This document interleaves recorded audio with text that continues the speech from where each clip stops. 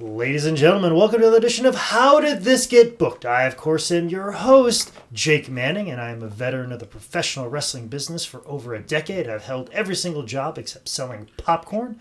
I'm joined, as always, by my co-host, my friend, my buddy, my pal, Zane Riley. How are you doing, Zane? Did you say it that many times to try to convince me that we still are after this pay-per-view? Absolutely. Okay. Then I'm doing fantastic, Jake. Because there's a little bit of different logistical issue. You thought we were going to do this last week. So, but it's okay. I'm glad we didn't.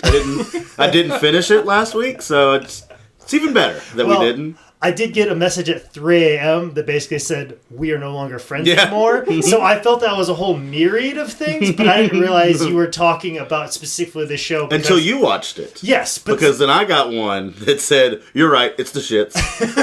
Because that was the thing. Like, I didn't know where that was coming from because I thought you knew that it was going to be the next week, and I know you like to push these things because close. The very last minute. The very last minute. So I was like, where is this thing? Well, why we are no longer friends anymore? And luckily, I'm glad that the thing that's going to ruin our friendship is the show we're discussing today. Yes. But we also brought somebody down with us. We drug somebody down on this Titanic of a wrestling show with us. Non-wrestling fan as always, but a good friend of mine and a very funny comedian, Raj Kumar. Raj, thank you very much for being on the podcast today.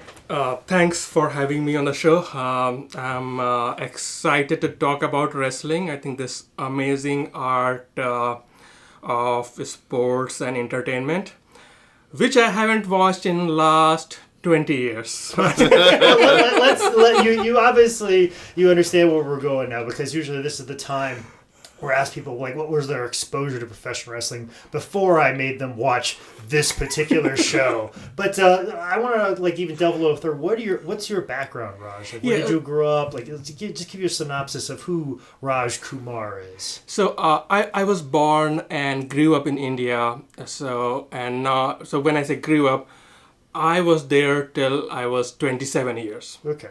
So I have Indian accent because that's where I grew, right? So yeah, it'd be very odd if you had an Irish accent growing up in India.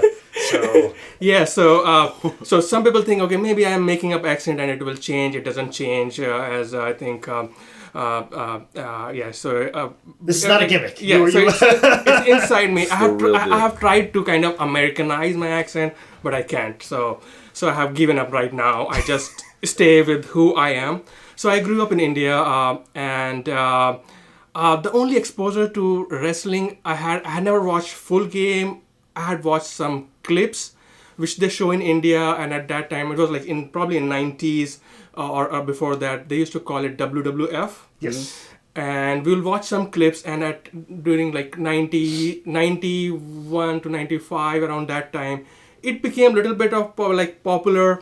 And last time I watched that wrestling was in a Bollywood movie. Okay. So there was this Bollywood hero who fights this wrestler, Undertaker. I don't know if he's a real one or not. The Undertaker is a Bollywood film star? Yeah. So he's a kind of really a tall wrestler. Probably he's a real wrestler. Wears all black, like a black cowboy hat. Yes, and he's really tall. So he's in a Bollywood movie. And I'll share the link, and we'll discuss it right now. This is way better than the pay-per-view. This is way better than the pay-per-view. If we talk about the pay-per-view for 5 minutes, I'm fine with it. But I'm looking at this movie. Let's get down to Mark Callis, Bollywood superstar. So hold on. There's a Bollywood movie where the Undertaker is in it. Yes. So there's another star, Akshay Kumar. Okay. So he's a big star in India. He's one of the top 5 Bollywood stars. In India, okay, and this was he made a movie. So Akshay was more into kind of kung fu and all those things. So when they had to pick this movie, which is like about sports and WWF, they picked him as a Bollywood star, and they had Undertaker for the fight. And so like the premise was this guy was a wrestler. Yes. Okay, and then the big fight at the end is against the Undertaker. So there's a lady, this hot girl, okay, who is a wrestler, and who there is some underworld or kind of sports of this wrestling where whoever loses dies. And Undertaker is the star who always wins. Joke's on you because he's already dead. Oh, is that? Okay. But he had But like in Mexico, once you lose the mask, you can still wrestle. So got it. Oh, yeah. So Is this the movie? yes, that's Can the you movie. pronounce that name, please? Khiladiyon ka khiladi. Yep, I'll have 2 tickets. So there's a long, this wrestling fight. I think it's about 10 minutes of fight in that movie. Oh wow! And it's similar to what actually WWF fight, right? So initially this Bollywood hero keeps losing and losing and losing, but in the end somehow he wins it. Of course he has to win. Yeah, obviously. But I watched this movie in theater. It was a good movie. Sounds phenomenal. But It was a good Bollywood movie. So. asterisk.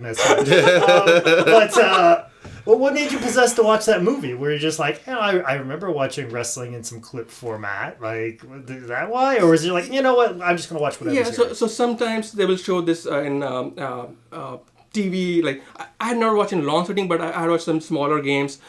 So it was kind of a little bit popular in India. And then when he's a big star, Akshay. And then he's in this fight movie, plus with wrestling, and plus of course is this lady, and so all the Bollywood masala was there, like all those kind of combinations. So you're like, you know what, the Vin Diesel of India is in this movie. They've got the Michelle Rodriguez of India in this movie.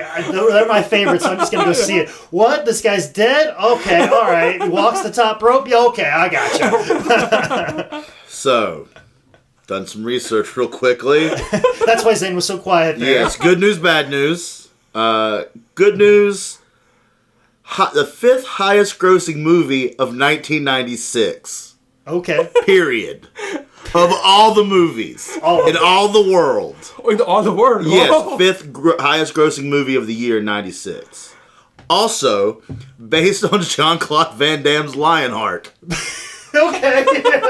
Now for the bad news. Bad news. There were actually 2 wrestlers in it, and neither of them were the real Undertaker. Okay.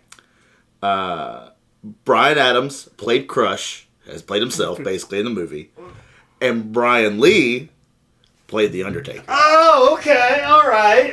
Which, did we have a talk about how, like, long ago where, like, Brian Lee was almost doing an Undertaker gimmick in a show? No, he was, because he was the fake Undertaker when they had that big feud. All right. Well, so that makes sense. That's why the fake Undertaker was a big Indian movie star. So. Okay, so like the real Undertaker is like, nah, just fucking have give it to Brian. Brian needs the win. Because that's like a couple years after they did that feud. Like, so it makes me think, did they approach the real Undertaker? And he's like, nah, I got a guy better for you. This guy pretended to be me. So okay. Okay. So Brian Lee. Man, this is so fucking cool, though. I still want to watch this movie. Never knew that. I got to look it up because we've got interviews with Brian Lee. Which means now we have to do this all again, where we watch that movie as one of our wrestling movies. Absolutely. That's definitely. You've already rebooked yourself, Raj, and I don't even know how good you're going to be on the rest of this podcast. We can actually just stop this one now, watch that movie, and then restart. We can make this the lost episode that never was. As it should have been. That's why I love Raj. He knows how to fit in, make friends right away. Like, just right away. But yeah, you're already rebooked. We're going to watch that movie. We're going to discuss it on this podcast. Yep. So, thank you. And so I watched that in 1996, and after that I said, okay, I'm not watching wrestling anymore. That was... This is all I needed. So after 21 years, you made me watch another wrestling movie. Still holds true. So this is a 20-year-long feud. Yeah. It's just now paying off. The 20-year anniversary of Raj's last wrestling. And it's Great American Bash 1991. This is a classic. This is the one. This is what's on all the lists when people talk about the worst pay-per-views of all time. And I always felt it was because of the controversy backstage and there was the negative tone of the title match. But then I watched this thing. I'm like, nope, this definitely belongs on that list. And we'll might as well delve into it right now. And get it over What with. about the biggest collection of people that didn't give a shit about something ever? Oh my God! Yeah, let's hurry up and get this over with. Much like Bobby Eaton. And let's talk about that movie again. Yeah.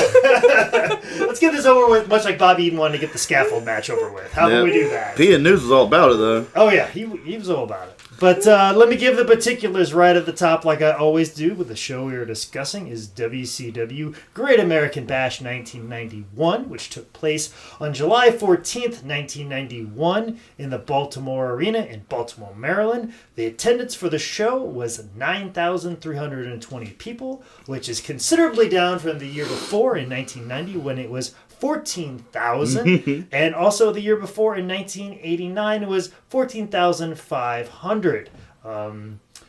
They didn't return to Baltimore until 1996, the Great American Bash, that is. The Great American Bash was traditionally a touring event. The first one was held in Charlotte, North Carolina at the American Legion Memorial Stadium in Charlotte, North Carolina. Ooh, that's us. And drew 27,000 people. In 1985, and of course it was a touring event for 2 years, and then it found a home in Baltimore, Maryland, went away for a few years, and then didn't return until 1996, where they also drew 9,000 people.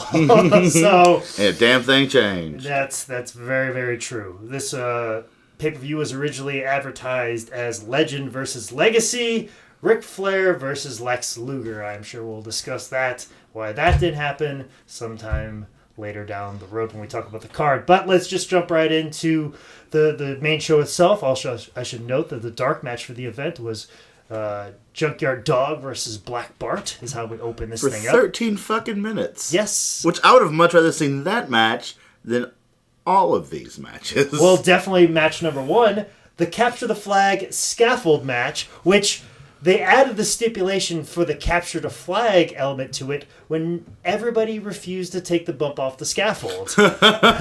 Which is why they added the capture the flag element, which most certainly did not help anything whatsoever. But, Raj, you haven't watched wrestling in 20 years. And then the first wrestling match you see is a capture the flag scaffold match. It's not really a match, actually. What were your thoughts when you saw this? Were you like, am I watching wrestling? Were you confused on what you're watching? Like, what was your initial reactions to match number one?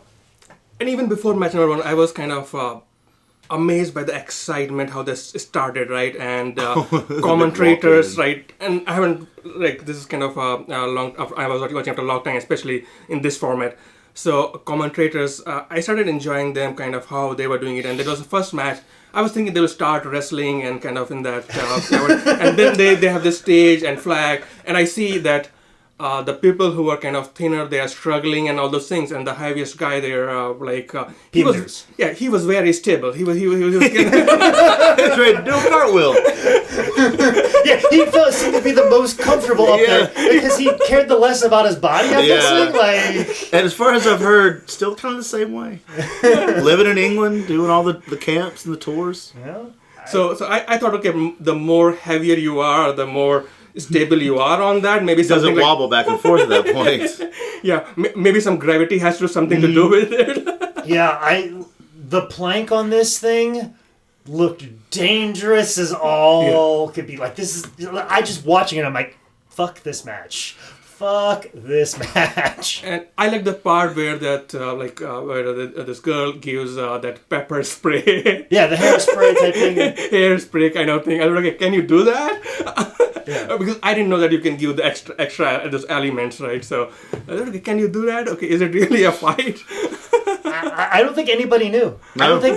Well, and I don't think they really even knew the concept of like capture the flag because Bobby Eaton grabbed the flag and didn't make it to the other side, and they just declared him the winner. Yeah, just they got it. Yeah. Just you had to capture it, not return it. And But then they kept saying on commentary they had to return it. Yeah.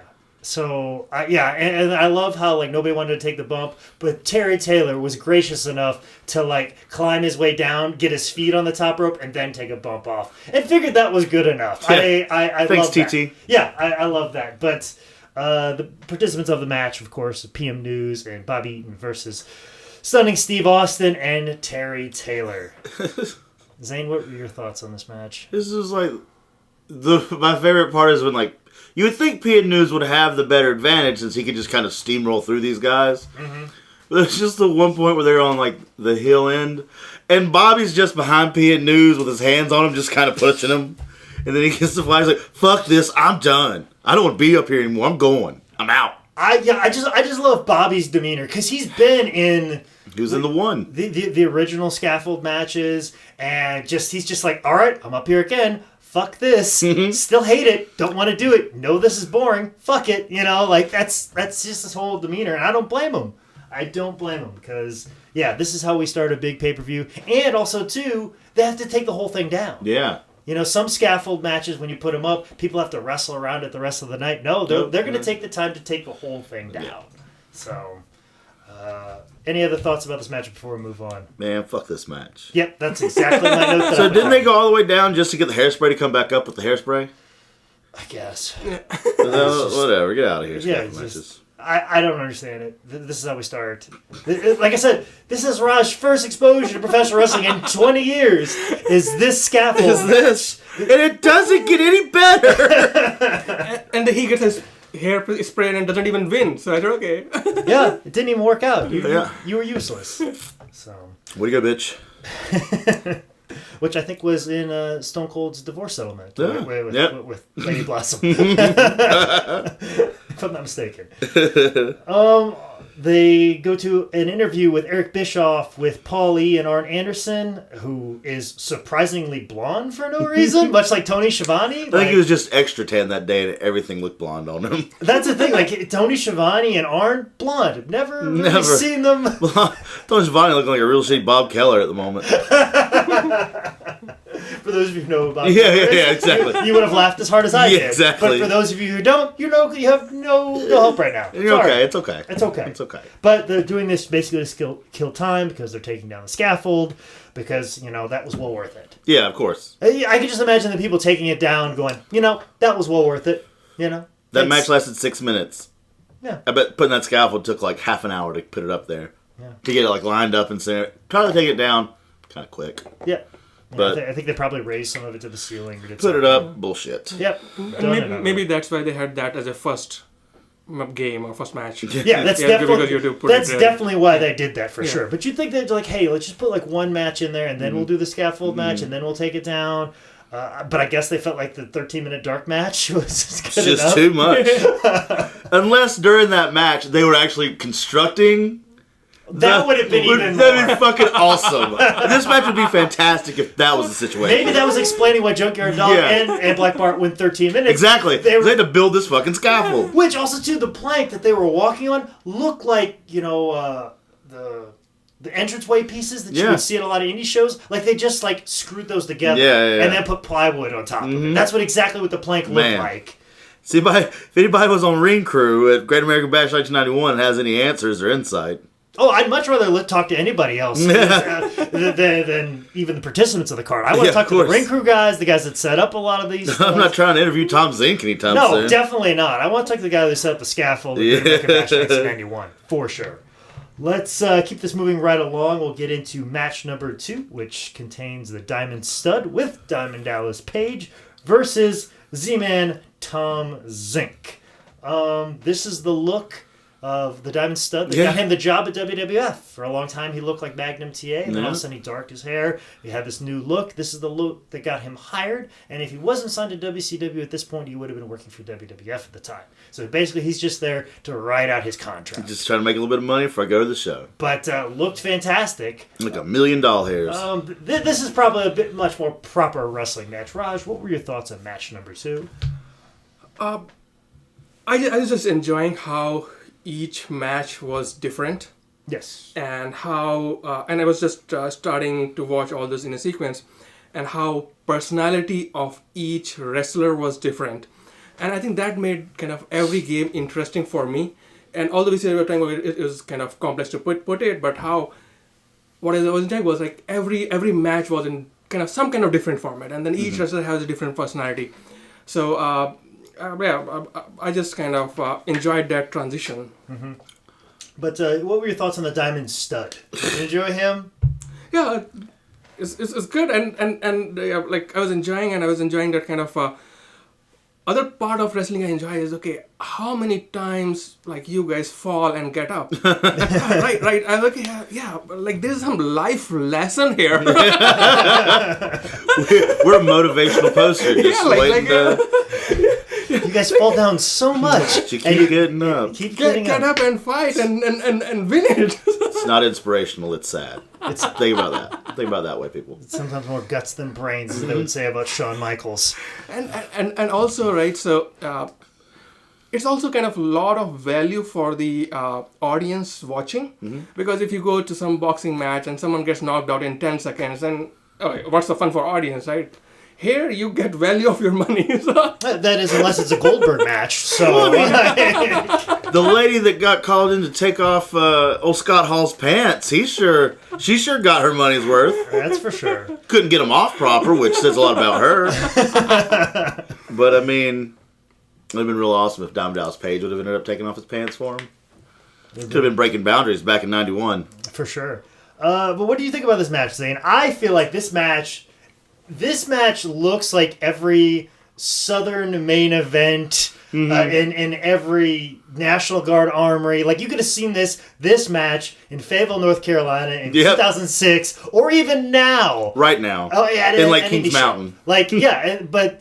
so I don't know really what that says, but, like, it looks very much like that. Oh, it's so much... And then, so, Stud had one girl... And then, Tom Zink being the consummate, promoter, well, fuck that. I'm going to bring 3 girls for no reason. Yes. And now he's got his 3 chicks.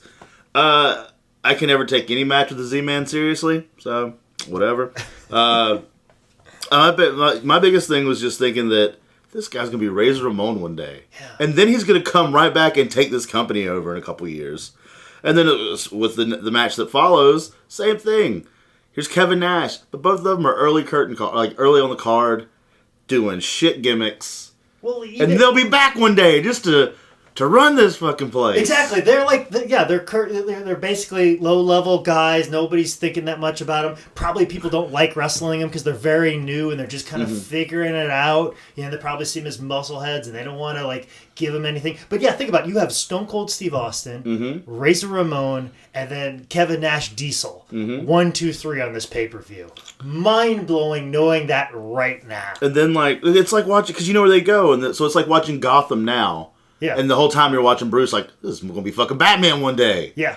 Nope, here they are. Just being a child at the moment. Yeah, but I mean... but no, it was... These were I'm not going to say about the Oz match. I didn't hate this match just because. I mean, Scott Hall's one of the best workers ever. And he was still good then. I don't have any disagreement. When I say main event and yeah, that's more of a knock on indie guys now. Yeah, exactly. Not progressing the business. Yes, exactly. That you're not any better than the second match on the Great American Bash 1991, as opposed to it being a knock on Scott Hall's talent. Yes, of course. That's more of the note that I'm making about it. But yeah, a great match. Enjoyed it. But on the other side of that, match number 3, Ron Simmons versus Oz, who gets a canvas backdrop. Roz, what is your thoughts on the great and powerful Oz? And it's okay to talk shit about these guys. They're not going to listen. No, I'm just trying to remember which game. He was one in all green, tall guy, wrestled Ron Simmons. Had a wizard as a manager. Oh, yeah. So, wizard... I think it was fun. I was enjoying those characters, right, coming in kind of... Is that something you would see in a Bollywood production?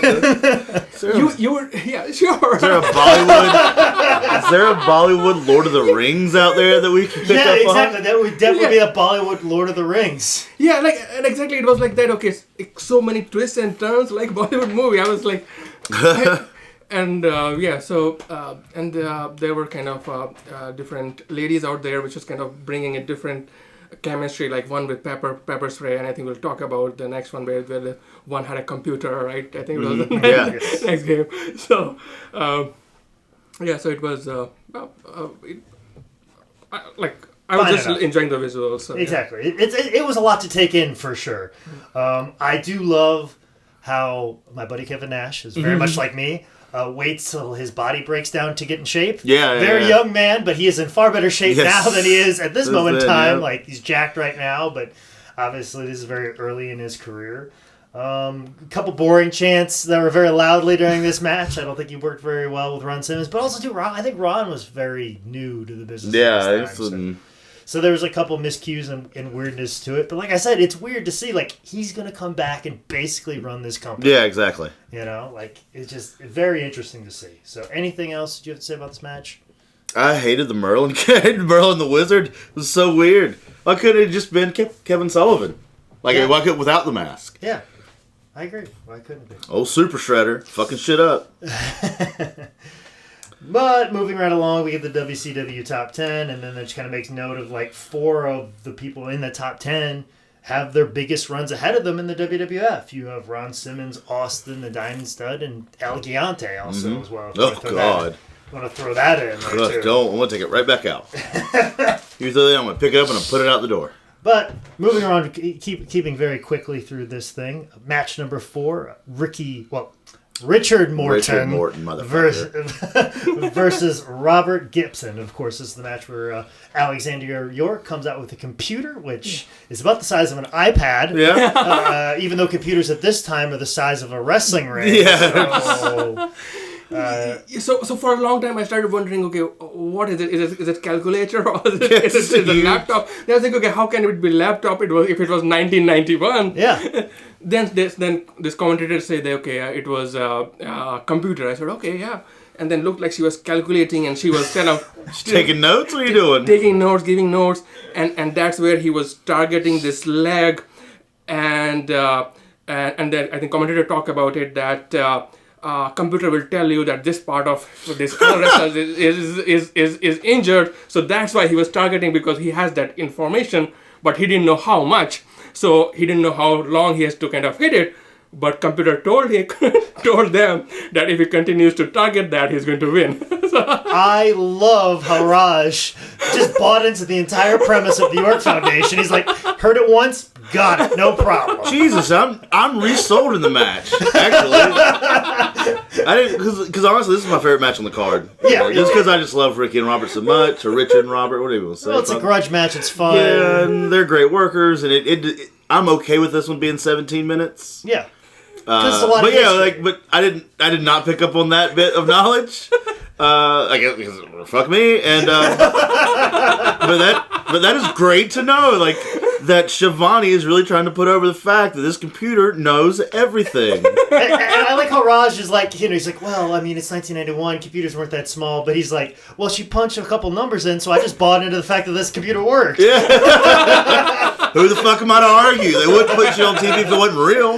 Good, because that's the thing. We're all old enough to be like, see the old movies where they had the big computers and that light up buttons and people just put random. If they're pushing buttons, this computer works. That's all we know. Kids today are like, hey, what kind of operating system? What they're working on? Is it Wi-Fi? Is it connected? What we're doing here? Kids want to know like interfaces and stuff like that. No, we're just like, no. If it lights up, There's power. Yeah, it works. If there's power, there's shit there. And not only that, she was also smart. She was wearing glasses. She had a smart look. Yep. She got a lot dumber in her later career.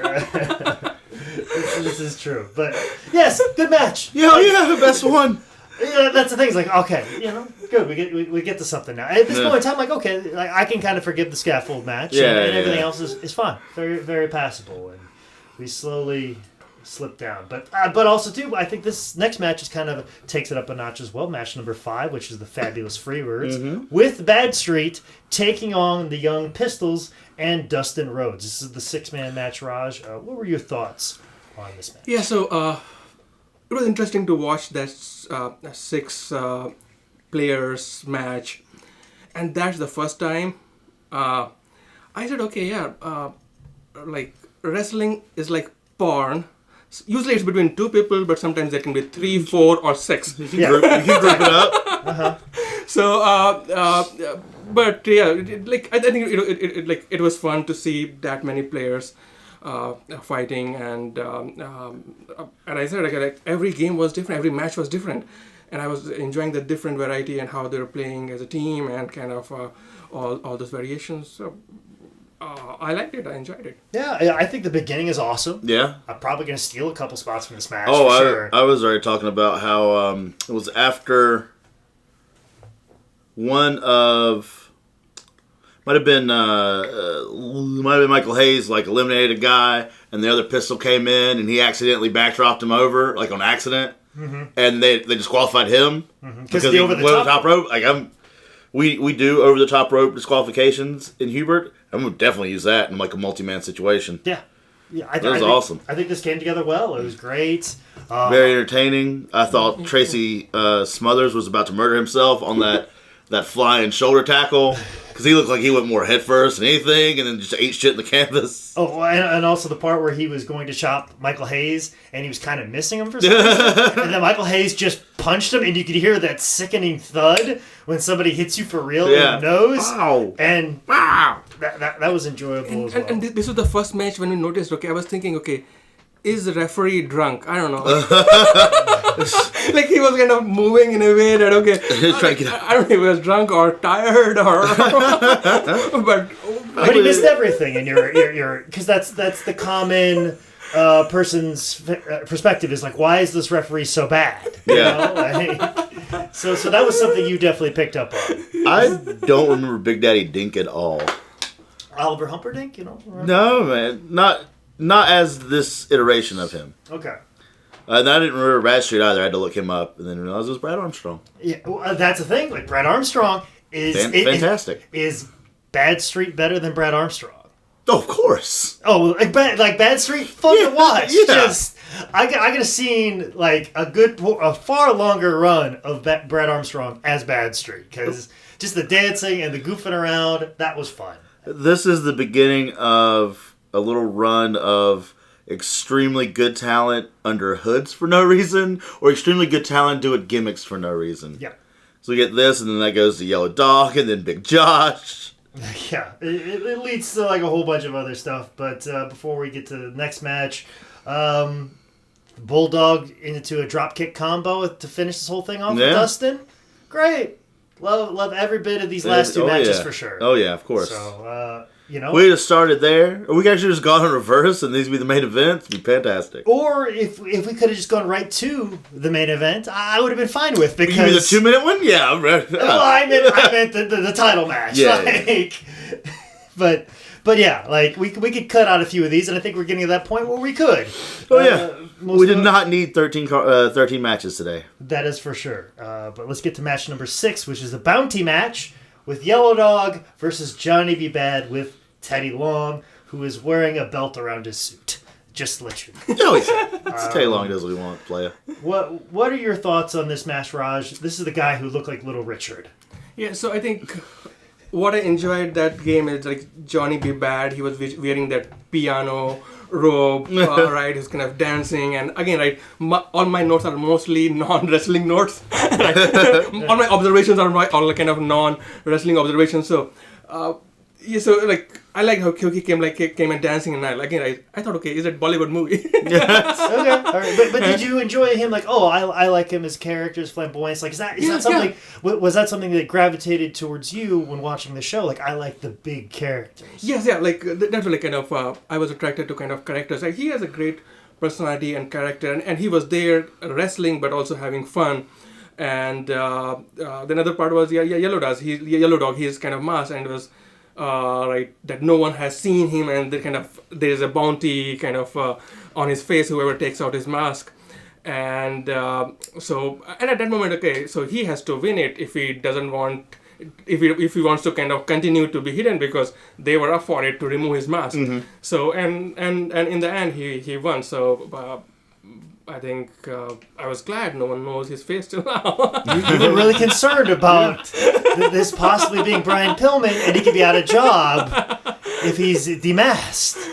So you were enthralled by this. But like, what is it about the characters that draw you to it? Like some people enjoy the athleticism, but what is it about the characters that you particularly like? Is the fact that, like obviously you're in, nice Dockers right now with a button-up shirt. Do you like the fact that of somebody come out and being flamboyant and being a large character? Like, because, like for me, like I live like an outlaw, like I'm a pirate. Okay, so like sometimes when I deal with like very flamboyant personalities in real life, I'm like, I don't want anything to do with you. But like for someone like you that like you work in an office, but you do go out to like comedy, so you see a little bit of the pirate ship. Yeah. But so like you're aware of that. But is it the idea of like, wow, somebody's acting like this and it's something you're not used to? Yeah. So I enjoy characters which are kind of different and kind of which are not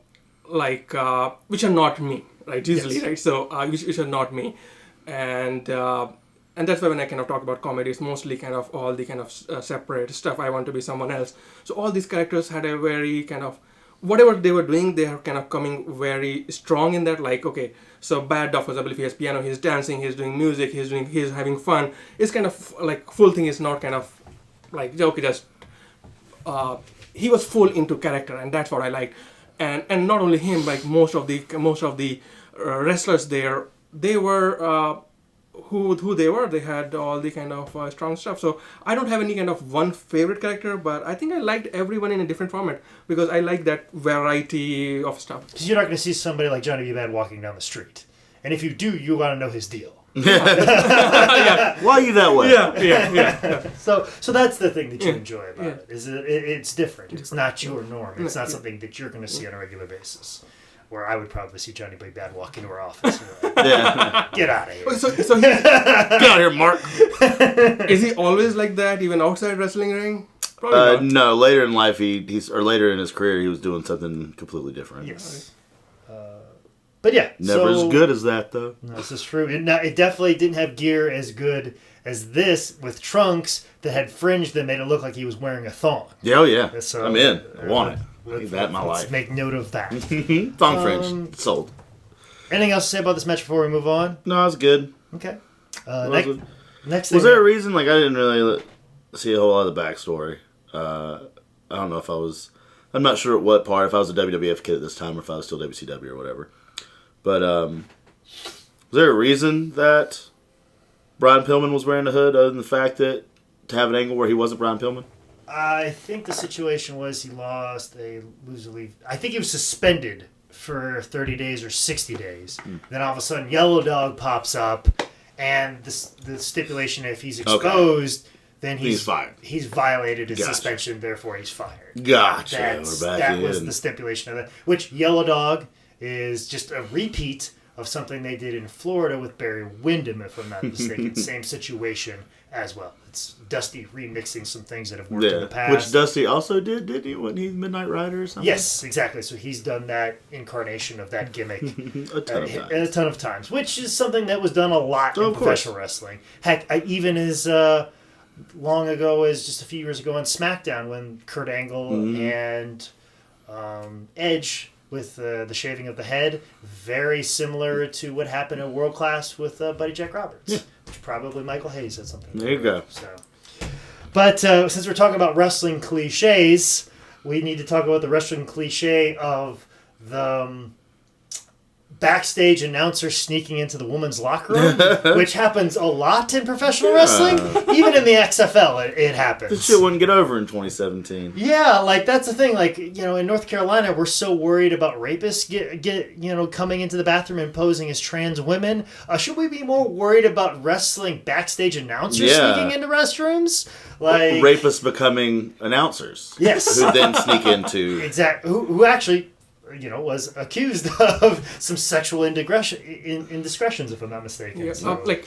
I enjoyed that part because he goes in there, he sneaks in, and he just sneaks at that right time when she's taking a shower. So. Like I said, this is North Carolina. This is we should be worried. We should be transphobic. We should be worried about backstage wrestling announcers. There's far more incidents of wrestling backstage announcers sneaking into women's locker rooms than any trans person ever. Yeah. So I feel like that's an issue we should be addressing. That's what should be in House Bill Where's number 2. Trump on that one? Yeah. Where's the North Carolina legislature on that one? What House Bill is that going to be? Exactly. Well, we can ban that. But other part I was thinking, okay, what if announcer enters there, and of course she is a wrestler, Missy Hare.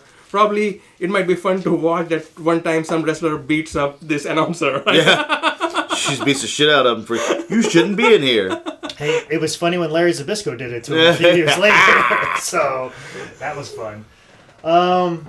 Anything else about this backstage segment other than it being creepy and very 90s-ish? Oh, very. So, All we're missing is Jose Canseco. Huh? So all we're missing is Jose Canseco for how 90s it is. Or Ricky Henderson sliding into please. Second. Bo Jackson run over a wall saying he knows? Yeah, I want that. Moving right along to match number 7, which is a lumberjack match. Fuck this. Did this need to happen? No. Black Blood versus Big Josh. Black Blood, who is actually Billy Jack Haynes, if you didn't know. This is the point where I realized how overbooked this show was. Vince McMahon is a father. Which I had to give somebody the lowdown on that conspiracy theory. Oh, really? Yes. Nobody had to give him a teaching. There was another podcast called The Last Podcast on the Left. They did a Chris Benoit episode, and they left out the whole Billy Jack Haynes conspiracy on Vince being the father. And I even added some extra research and information to it. So you messaged in or did you call? Or I passed the word along to him. Whether it got to them. Oh, you know a guy? I know a guy. But yeah, this match number 7, this lumberjack match, is when I was like, started to look at the numbers. Let me show you what I mean. We have a lumberjack match. Yes. An elimination match. 2 cage matches to come. A scaffold match. Mm-hmm. A bounty match. Russian chain match. Russian chain match. You could say Ricky Roberts a grudge match. Yeah. Did all this need to happen on one card? Like, I feel like this particular match This is multiple cards. Yes, Black Blood and Big Josh, like, this would have been a great main event match on WCW Saturday night. Could have got you a nice little rating, but you put it on a pay-per-view and you have to cut it short because obviously you're worried about time on the back half. Yeah. As we'll get into later. But, like, this is like an overbooked indie show. Yeah. Like, I feel like I've been on this indie show before. Same match. Yeah. Billy Jack versus Doink. It happened. Sure it has. What were your thoughts on this match, Raj? This is the one where everybody was around the ring. Yeah, so I don't have any kind of specific thought. This is where kind of people are getting involved and all this. This is when it's all blending together for sure. Yeah. So I think, and as you talked about, kind of, there were so many different type of matches, and it was good for me to watch. Okay, that's where I got to watch all these different kind of matches. So other than that, I don't have any specific thought on this match. I don't have any specific thoughts either. If you don't, Zane. Okay. Good for the real winner of this match is that axe handle that got to hit somebody. Yeah. I love how we give it to Dustin because confident babyface. Yes. So yeah. Match number 8, one-man gang with Kevin Sullivan versus El Gigante. El Gigante comes out with little people. Yeah. Whole mess of them. As you can see on my notes, I just wrote 24 question marks because I don't know what the fuck is going on with that. Is he to insinuate that Sullivan was a midget? Or is it to insinuate how tall El Gigante is? Just in case you watching at home don't understand how tall this man is. Yeah. And the name fools you. Yeah. El Gigante. He's going to come out with guys that are of normal size. Here's a bunch of guys running around his knees. Yes. And one man is on his shoulder. Yeah. Like that guy won. Or like he's a trophy. Little do you know, El Gigante just defeated a village before he got there. He got to keep someone of his picking. Yeah. This is definitely another match you could have put as a main event on WCW Saturday Night. Could have got you a nice little rating. You don't have to put it on pay-per-view. But I will say this, after watching this match, far more appreciation for One Man Gang. Because he held this match together as well as anybody possibly could. I'm very much a big appreciator of guys working with guys that are not as talented and still making that person look good. And that's definitely what One Man Gang did here in this reaction, because El Gigante, when he's selling, looked like a turtle who was turned upside down most of the time. Any other thoughts on this match? Thank God it's over. Yeah, I think I enjoyed that how El Gigante is so tall, and then he comes with little people and one on his shoulder. The pageantry of... like it. And then also One Man Gang, he comes with his partner, the chain, and the chain seemed so thin. Just break away whatever you want. Yeah, so it was breakable. So and how it and the powder thing and how it kind of backfired. Backfired, actually. yeah. But I like how the commentators kept saying, like, well, Gigante, he's improving. He's improving. Like, they just make note of it, like, hey, he's really improving. You know? Like, especially when he's just doing a simple hip toss, you know? Like, hey, he's got a headlock on. He's improving, which was, like, the big thing. So, but I will say this, though. El Gigante, better than Great Khali, probably. Yep. I would say so. Do you know who Great Khali is? No. He would have been... Okay. He's an actor from India as well, who was also a WWE guy. He actually has a promotion in India right now, yeah. and he's got a training school there. So if you go back, I'm sure you're probably... What is the name again? He's under the name Great Khali. Okay. I think maybe... He was in a movie. He was in Longest Yard, the remake. Which year? The one with Adam Sandler? Oh, okay. Yeah, he was in that one. Yeah. So Very tall guy. I took a shot from him one time. Off a chair. Off a chair. It was technically a match. So Sure, why not? why not? Moving on to match number 8. Before we get to match number 8, we have to talk about the Sting Nikita feud video where they scared a child to death. Kill that kid. I guarantee you, in that era of professional wrestling, they didn't smarten up the kid to what was going to happen. So they brought him over the guardrails, got his face painted like Sting. He's happy to meet his hero, and then he sees his hero attacked and hit with a chain in front of him. So. This kid is scarred for life. Scarred for life. He is now a murderer. He might be Little Sting. Oh, man! What if it is Little Sting? Does the times line up? It could be. Could be. Very well. Oh, man. To let everybody know, the viewers of who we're talking about, there is a North Carolina professional wrestler. Well, be careful with how you use that word. Yeah, he wrestled, and he was a thing before you were, Zane. Right? Yeah, he sure was. Sure was. We did a couple shows together. I wrestled him. Yes. Oh, fuck, I forgot. For Stan Stan Lee. Yeah, his name is Jesse Morris. He also wrestled under the moniker Little Sting. He had the full Sting outfit. Yep, the Wolfpack red and black. Yes, he also dyed his hair blonde with the flat top, with the rat tail. But his wrestling gear was mostly Crow Sting, so he had like the '90s beach blonde Sting look, but with the Crow Sting gear. He's bridging gaps, guys. He's pulling it all together. So he might have been this little kid scarred forever. He was like 5'2". Yeah, and he could have easily sat on El Gigante's shoulder. Absolutely, for sure. But Nikita comes out with no music on, as a true Russian. Get that real heat. And this was the only match when they announced weight in kgs. That's the first time you understood what was going on. Like, that's how much he weighs. He's like, now I know who Big E is. Like, okay, all the way down, like, pounds, like they announced in kilograms. You were totally confused. You were doing math between everybody's match, and then finally, like, oh, thank God, kilograms. Oh, I finally understand how big this guy is. Stupid American standard conversions. And I was just thinking about this little kid. This Sting got defeated. Maybe he grows up and takes revenge and fights Nikita. Yeah. That'll be like a movie. Nikita on the back end.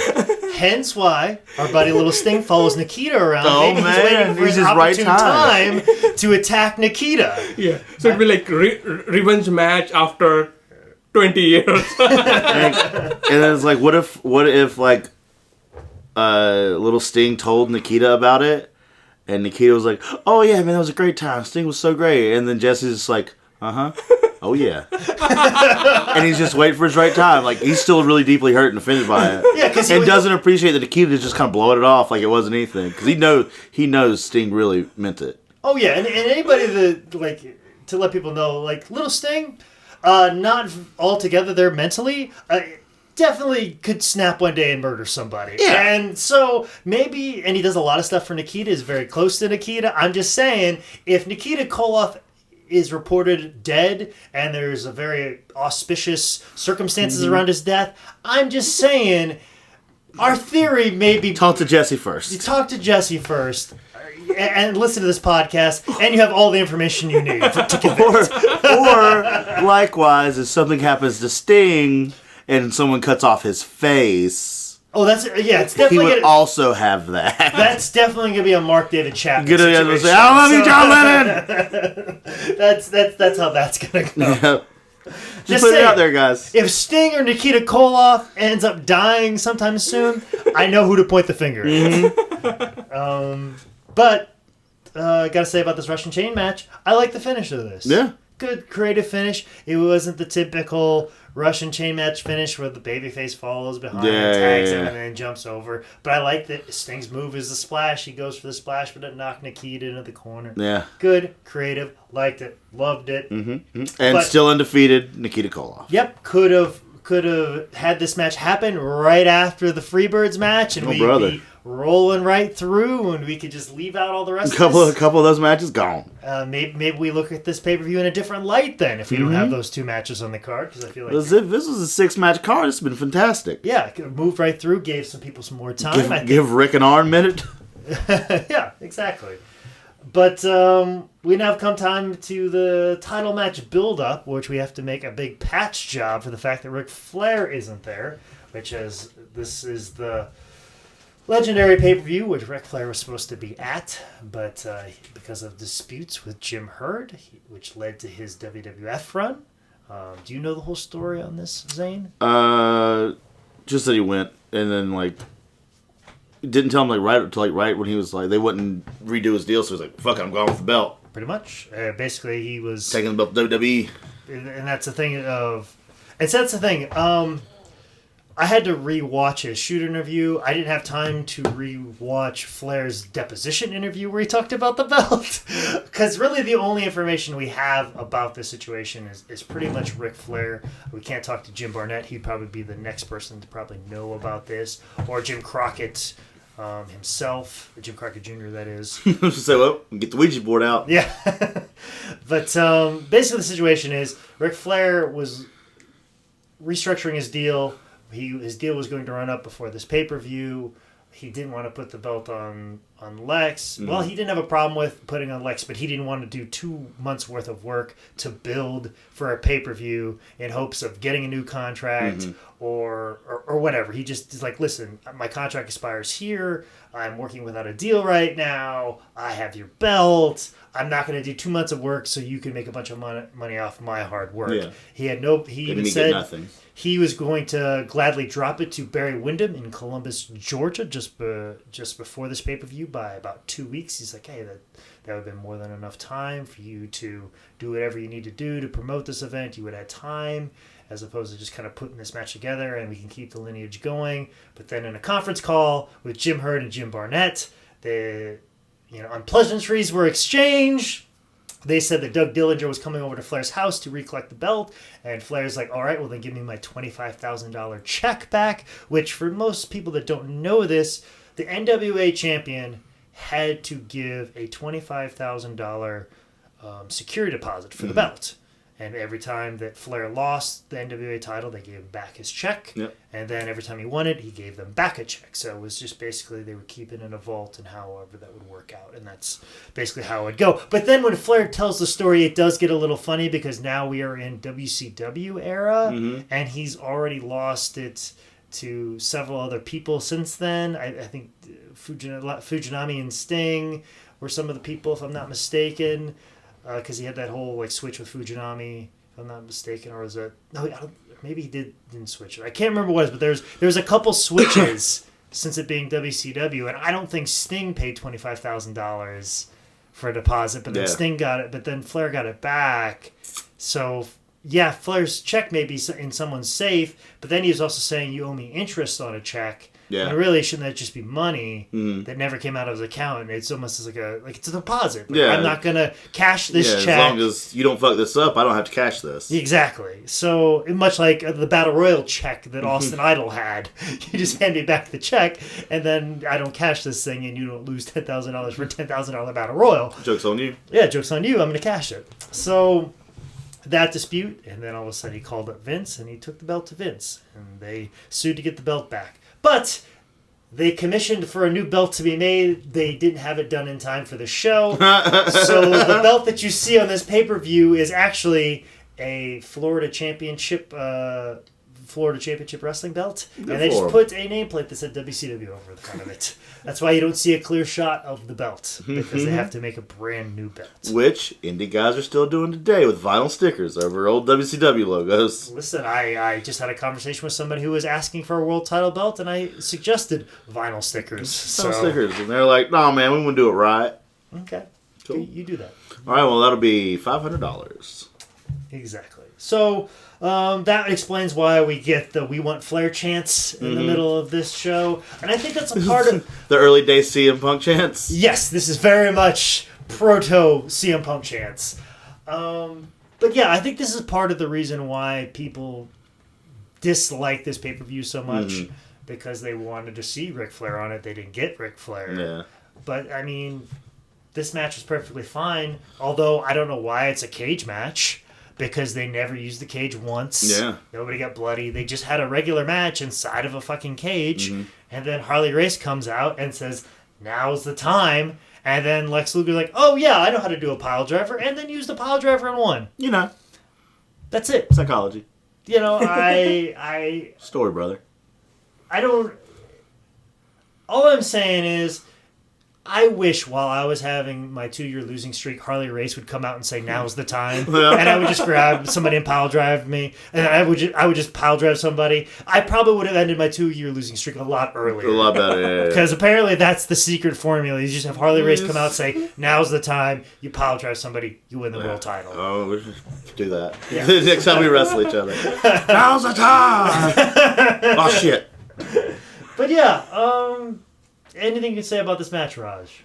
I think it was fun and interesting until that last event, and when he comes and says, "Okay, and it's time for you to win," and then he next, like, it would have been okay if he won like after, let's say, 2 minutes or after 1 minute, not like within 10 seconds. Now it's time to win. Okay, coach.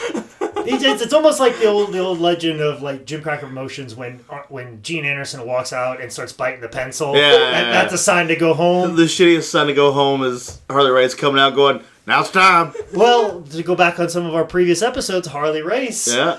was in Exposed Secrets of Professional Wrestling, where they said that there's cues from the ring announcers. Maybe they were calling it to go home sooner, and like maybe they wouldn't go. Yeah.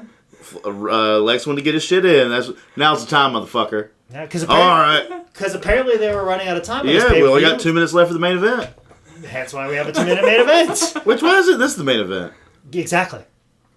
I don't know why they did this. I don't know if this was because we need to make sure that we have enough time for somebody to win the belt, since the world title's in such turmoil. But then we went home early. It's so like a Journey cover band playing after Journey played. Yeah, I still don't know why, because the next match is originally supposed to be Barry Windham, Arn Anderson versus the Steiner brothers. Excuse me, it was supposed to be Arn and Barry with Paul Lee versus Steiner brothers and Missy Hyatt. That was what that match was. And then obviously they moved Barry into this match. Scott Steiner was hurt, hence why we had Arn and Paul Lee versus Rick and Missy, which we didn't have Missy because she got kidnapped by the hardliners. And the reason why that happened is because the Maryland State Athletic Commission would not let an intergender match happen. Which I find it funny that you book that theoretically as your main event. Yeah. And not know that. Not have that figured out. Not have that figured out. I didn't know you couldn't do that. And as strict as the Maryland State Athletic Commission is, I don't know if Joey Ryan's been able to wrestle any women in Maryland. So that's... Is it still... Oh, they're still just as strict. Okay. But I don't mind them so much because they get you to bring a doctor.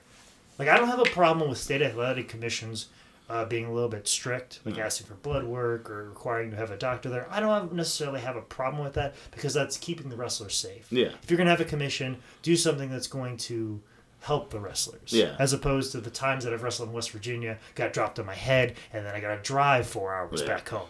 And then there's nobody to help me, no medical care. Much like the time one of my friends, Bobby Houston, he jammed his finger really bad. It was like... Hard left. It was a hard... Yeah, look, just like Dwayne The Rock Johnson in Central Intelligence. And we had no doctor there, so basically what we did is we put him on the other side of the shower wall, and I was on the other side, and I yanked on it, and that's what we did. Because we didn't have a doctor there. So, which would have been nice. I understand the promoters having to pay for a doctor to be there. That sucks, but at the same time, do you want a wrestler to die? Do you want somebody to be seriously hurt and not have medical attention? Especially if a state's going to have a state athletic commission and you're going to be particular about that. But if you want to be particular of just taking money from people like Virginia, that's fine too. Yeah. Don't require people to have physicals and then don't provide any care or protection for anybody. South Carolina. So I'm off that soapbox right now. But yes, the State Athletic Commission in Maryland is notoriously strict. I've heard that they've calmed down a little bit, but I still think the intergender thing is still in play there. I will have to check on that for next time. Next time in Maryland. But so main events in the cage. Anything to say more about Lex and Barry other than it just kind of happened? They put the belt, whatever. And that's the thing too. Like, I don't know if any type of build, even if Flair did drop it to Barry and Columbus, if this match is still buildable for that. Yeah, exactly. Like, to go straight to a cage in 2 weeks. It's a good match. It's a solid match. Yeah. It's not a main event for a belt match. It bothers me. Yeah, it's just as good as Scott Hall versus Tom Zink. Yeah, exactly. In my mind. And the fact that it's in a cage doesn't make it any more special. And the fact that they don't use the cage definitely doesn't make it makes much it more worse. special. Yeah, so I think that's my only disgruntled point of it. But our true main event, match number 11, like I said, Arn and Paulie versus Rick Steiner and Missy. Obviously, I can tell you're excited about it by that yawn, Zane. I could tell. Anything we can say about that last match, Raj? First thing is, of course, like Missy Hyatt being taken away. Kidnapped. Right, so, okay, this is something new. Probably set up by the announcer or the backstage interviewer that went into the ladies' room earlier. Yeah. Felt slighted. He's like, I got this bitch. I'll get her kidnapped. No, the hardliners are going to do that. Dick Slater doesn't have a problem kidnapping anybody. No, look at Dick Slater. You think he has a problem with kidnapping a woman? No, not at all. So, I know Dick Slater. I've seen Dick Slater. He doesn't care about anybody or anything. Yeah. But old Dickie Slates. Yeah, exactly. And also, too, Rick Steiner could care less. That's what I find is amazing. You kidnap your valet and you just do like, okay, all right, I'm gonna have this match now. Later, babe. So like that's the best you could do. Like, well, you see, he could have gotten upset about it, but Rick's got a special set of skills. That's all I gotta say. I don't know who you are. I don't know who you took her, but I'll have you know. I got a special set of skills. I'm bull-faced gremlin, dog-faced gremlin. I can smell her. I have a particular set of skills that makes me a nightmare for you people. At the University of Michigan, I figured out ways to find people. This dog's a bounty hunter. So, anything we have to say about this match? No, we've talked about it longer than it occurred. Yeah, I think we have. I must make note at the end of this pay-per-view. Jim Ross, I think, summed it up. So what the fuck? No, very close though. Very close. The words in the quote from Jim Ross is, "I'm glad we don't have any more matches."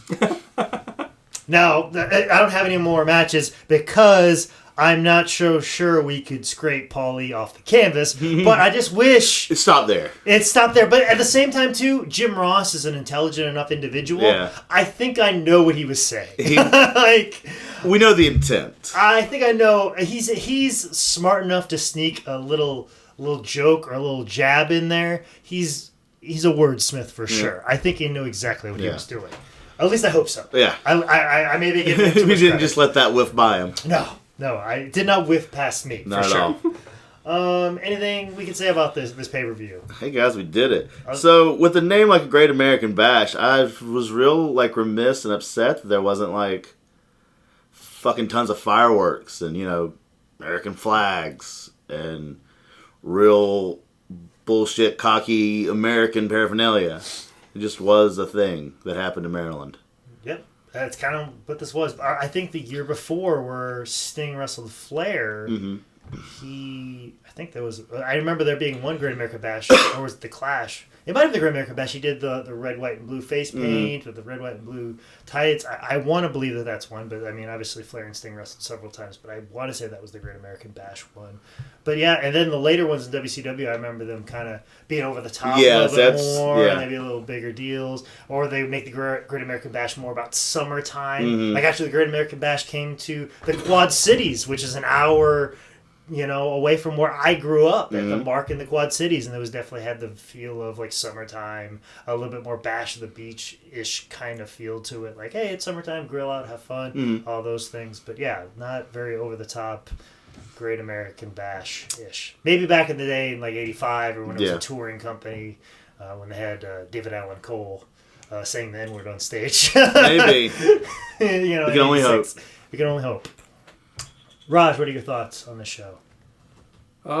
It was great to watch. I think it was fun. It was a lot of twists, characters, all these different formats. So I enjoyed watching it, to be honest. And I said, okay, I also was inspired how many times wrestlers take beating and they get up and they fight and they fight. No matter how much CTE they get, they just keep getting back up. But yeah, so was this worth the 20-year wait between wrestling? Yes, I think it was perfect game to watch. Again, I have not watched a lot of other games, so I don't know, but it was good game to watch to see, kind of understand wrestling, right? What are all different type of games and what can happen? I think a lot of stuff happened in this game. Yes, some would even say too much. What a long ass game. This is going into all sorts of overtime. And I think it's adorable you called this a game. And me trying to think about the entire time. It's so cute. You're so adorable, Raj. I can't tell you how much I love you and thank you for doing this. Thanks for having me. But yeah, you're already rebooked. Yeah. So we're watching this movie. We're going to watch the shit out of this movie. It's going to be a far better episode than probably this one was. Yeah. Zane, you got anything more to say about this show? God bless America. Okay, well, before we get out of here, what dates you got coming up? This is obviously going to be released tomorrow. Oh, is it? Yeah, because we're very far behind. Glad I didn't call in today. This weekend I will have Warzone Wrestling both Friday and Saturday. One in Fayetteville, North Carolina. Saturday in Greensboro, North Carolina. And then Sunday, PWX in Hickory, North Carolina. Where me, myself, Caleb Conley, and Darius Lockhart will take on Tracer X and two mystery opponents. Let the mystery build. Hopefully, I'm hoping Yellow Dog and Black Blood. Okay. We'll put Angela Lansbury on the case. Yep. Yeah, or get Columbo in here. Or we'll send Eric Bischoff in the females' locker rooms and hopefully he can figure it out. Raj, do you got anything you want to plug, especially your social media, dates coming up? Like I said, this is going to be released tomorrow. You have a live microphone in front of you. Please let everybody know how they can get in contact with you. Yeah, sure. I'm Comedy Raj K at Twitter, Facebook, Instagram, everywhere. So Gmail, so Comedy Raj K. So Raj K. Comedy Raj K. Yes, okay. I think thanks for that. I'm here to help you out, okay? Yeah. So this month I'm mostly trying to kind of write new stuff with my stand-up comedy. I'll be doing open mic next week at Comedy Zone just to kind of try some my new set, and then I think on Sunday, May 7th. I'm doing one show for Corrado in Charlotte, so I think so that's it for kind of for the next week. But follow you at Comedy Raj K, and that's the best way to get in contact with you, especially when we do this Bollywood movie. It's gonna blow the yeah. I strongly recommend doing that. It'll be really fun to watch, and especially Undertaker. And I will say any of the audience viewing, I think whenever you announce that, just announce the movie name. I'll try to find how you can watch that. Yes. And assumably it's not in English, right? Like this is not going to be an English movie. It's a Hindi movie, but we can find subtitles in it. Okay. All right. We'll figure this out. We're going to get to the bottom of this, and we're definitely going to. I mean, he was the 5th largest movie in 1996. Yes. I feel like we can find this. Yeah, it should be attainable. All But no, what else is obtainable is if you want to get in contact me, if we've had any corrections or mistakes, you can get up with me on Twitter at ManScoutManning or email me at jake@sslshow.com. Make sure you log on to the website, howdidthisgetbooked.com. That's where also I have my own personal merch. You can also look for information about upcoming episodes and any other information about this show as well. Also, to make sure you subscribe on iTunes, Google Play, Stitcher, I think, is up and running. I know our back catalog kind of disappeared for a little bit on iTunes. It's slowly coming back, but the new episodes will come. Eventually, we'll get everything back up there. There was a bit of an issue, but that's being handled as we speak. But if you just want to get right into it, we do have the show available on SoundCloud at soundcloud.com/ManScoutManning. Also, too, it's on YouTube.com/ManScoutManning. So make sure you subscribe on those places as well. This has been another edition of How Did This Get Booked? Woo!